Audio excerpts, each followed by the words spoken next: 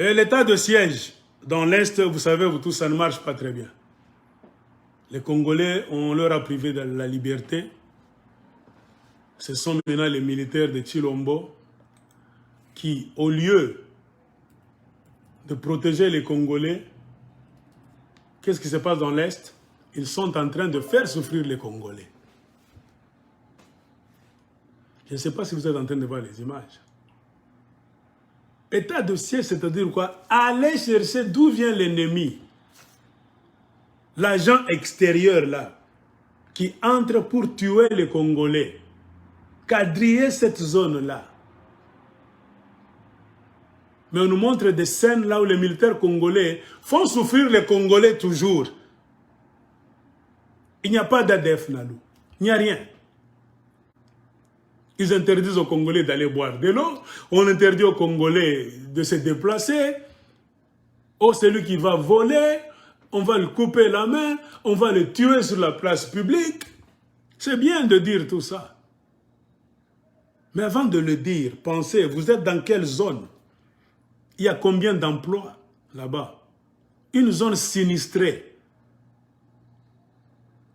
C'est pour cela que je dis au Congo, je ne sais pas comment Satan est en train de faire travailler les Congolais. Dans une zone sinistrée, là où on a commencé à tuer les gens pendant beaucoup d'années, on ne va pas y faire un état de siège sans une solution de réchange. Non. Ce sont les gens qu'on attaque chaque jour, qu'on tue chaque jour. C'est-à-dire qu'ils n'ont plus de liberté pour aller faire leur champ, même s'ils peuvent sortir. Ils y vont maintenant pas trop loin. Ils ont peur là-bas. Si je vais au-delà des montagnes, on doit me kidnapper, on doit me violer, on va me tuer. Ils ont rétréci leur zone d'activité. Mais vous allez avec un état de siège, donc vous diminuez encore leur mouvement. Les gens vont rester dans des maisons affamées. Vous avez la MONUSCO là-bas, l'ONU, qui connaît la crise du Congo très bien. Pourquoi ne pas amener l'état de siège là-bas en distribuant la nourriture? Parce que c'est comme un camp de sinistrés. C'est un camp. C'est le désastre là-bas. C'est un camp de désastre. Vous encerclez les gens là-bas, état de siège. C'est pourquoi je dis parfois les Congolais, vous ne savez pas siège, c'est-à-dire quoi? État de siège, c'est-à-dire que ceux qui sont à l'extérieur n'entreront pas, bien n'entreront plus. Que ceux qui sont à l'intérieur ne sortiront plus.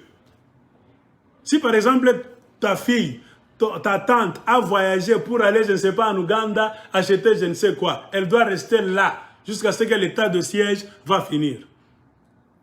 Si toi tu as quitté, je ne sais pas, Bukavu, tu vas visiter ta famille là-bas, à Goma, Ituri, tout ça, avec l'état de siège qui tombe, tu restes là. Plus moyen de sortir. Et les gens qu'on enferme, qu'on a quadrillés, c'est-à-dire quoi? Ils n'ont plus de nourriture. Le gouvernement devait travailler avec une solution de réchange. Nous avons quadrillé cette zone, nous allons commencer à les nourrir. Il faut mettre des structures en place pour distribuer à manger à ces gens-là. Quand on vous dit que vous êtes allé là-bas servir les Rwandais et les Ougandais, c'est-à-dire vous étouffez les Congolais, vous voulez les tuer à petit feu, avec les jours qui passent, vous ne faites que renouveler cet état de siège. Pourquoi? Ils ne vont plus aller au champ, ils n'ont rien dans des maisons, ils vont commencer à boire de l'eau seulement, ils vont mourir à petit feu. Et un homme a un instinct de survie. L'homme doit sortir pour chercher à manger. L'homme doit prendre tout ce qu'il voit en cours de route pour manger, sinon il va mourir. Et vous allez appeler ça vol. Vous ne donnez rien aux citoyens congolais.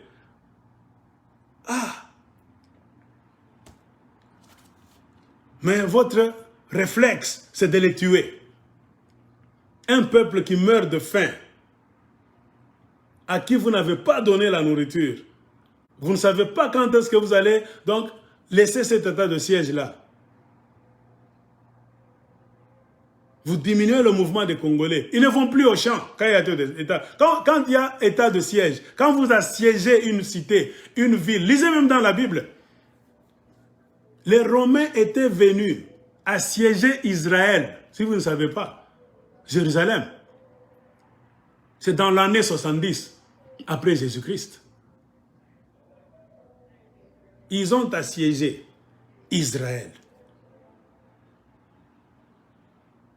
Et beaucoup de Juifs maintenant commençaient à se souvenir des paroles de Jésus-Christ, qui disait beaucoup d'années avant qu'en tout cas, on va vous tuer par des épées. Je vois une chose ignoble qu'on va mettre en place. Jésus parlait de l'état de siège en prophétie. Il disait aux Juifs là-bas qui étaient têtus comme les Congolais. Les choses ne sont pas bonnes. Je vois déjà la chose ignoble qu'on viendra mettre en place. C'est cet état de siège-là. Jésus parlait de ça. On va vous tuer du bout de l'épée par l'ennemi. Mais que ceux qui seront en dehors d'Israël, qu'ils ne retournent plus. Parce que, me priez pour que vous soyez en dehors. On a souvent la Bible. Vous lisez la Bible. Jésus parlait de l'état de siège qu'Israël allait connaître. Il a même dit, ne retourne pas, ne regarde pas derrière. Si tu sors de Jérusalem comme ça, ne rentre pas. Car il y aura des scènes atroces. Beaucoup de Juifs ne comprenaient pas. Jusqu'à ce que dans l'an 70, les Romains sont venus assiéger Israël pour le faire tomber. C'est-à-dire, on ne sortait plus d'Israël, on n'entrait plus. Si tu es dehors, pars. Si tu es dedans, tu ne sors pas. Si tu es dehors, tu n'entres pas. Plus de business. Plus rien. Les Juifs ont fini leur nourriture. Tout. Ils commençaient maintenant à mourir de faim. Plus d'activité. La tactique des Romains. Et les Romains maintenant avançaient. Comme on dit en anglais, to squeeze, pour presser maintenant, donc Jérusalem. Ils sont avancés lentement, lentement, lentement, lentement. Ils ont trouvé des Juifs là-bas qui étaient affamés pendant beaucoup de mois. Ils ont mis le tas de sièges là. Le peu de Juifs qui voulaient sortir par les montagnes là-bas pour sortir, ils les tuaient. Restaient là. Ils mouraient de faim. Ils sont entrés prendre Jérusalem facilement. Eux mangeaient dans les montagnes, ils avaient des tentes là-bas, ils bouffaient l'argent avant, la nourriture venait de Rome là-bas. C'est comme ça qu'ils ont pris Jérusalem. Ils sont entrés là-bas, ils ont même détruit le temple. Ils ont volé tout l'or qui était dans les temples. C'est à partir de ce moment-là que l'or d'Israël s'était retrouvé en Italie, là-bas à Rome. C'est l'état de siège. Donc le pouvoir en place est allé au nord Kivu et à Ituri. Presser les Congolais, les mettre dans une prison à ciel ouvert. Ils ne feront rien. Ils n'iront plus cultiver, ils n'iront plus faire leurs affaires, ils n'auront plus rien à manger, c'est ça. Parce qu'ils sont assiégés. Que ceux du dehors n'entrent pas. Que ceux de l'intérieur ne sortent pas. C'est ça l'état de siège. Et ceux qui sont à l'intérieur sont des malheureux. Pourquoi? Ils vont finir le peu de nourriture qu'ils ont là-bas, ils vont commencer à mourir de faim. Et quand ils sortent là-bas pour aller même chez le voisin, voler même une banane là-bas dans le champ, parce que je ne dois pas me laisser mourir comme ça, on va encore les arrêter pour les tirer dessus sur la place publique par les soi-disant militaires congolais qui sont allés aider les Congolais là-bas. C'est très simple comme mathématiques ou bien arithmétique de l'école primaire. Et quand ils font ça, même un petit enfant de l'école primaire, racontez ça, l'état de siège à votre fille en deuxième primaire. Vous lui dites, tu vois cette histoire comment? Une fille intelligente va te dire, papa, donc Chilombo est allé tuer les Congolais. On est allé les tuer à petit feu pour que cette terre-là reste dans les mains des Ougandais. Et à Kinshasa, on a un parlement. On a un Sénat. Ils ne disent rien. On a vu d'autres en train de danser là-bas. Ce pays-là, mes chers amis, ça peut te rendre fou.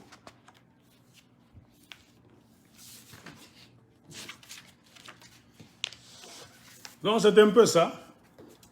Si vous ne comprenez pas l'état de siège, j'ai défini l'état de siège dans des termes simples de l'école primaire.